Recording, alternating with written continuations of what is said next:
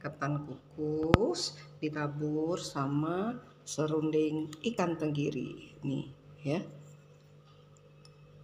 Kita tabur di atasnya. Wow, lemaknya.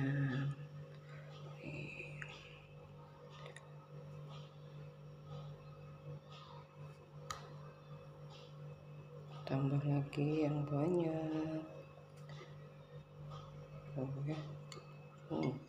Bismillah.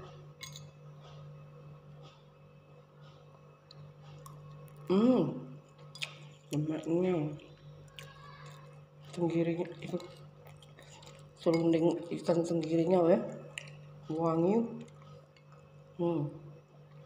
Mantap. Ini serundingnya dipadu sama ketan ini, lemaknya.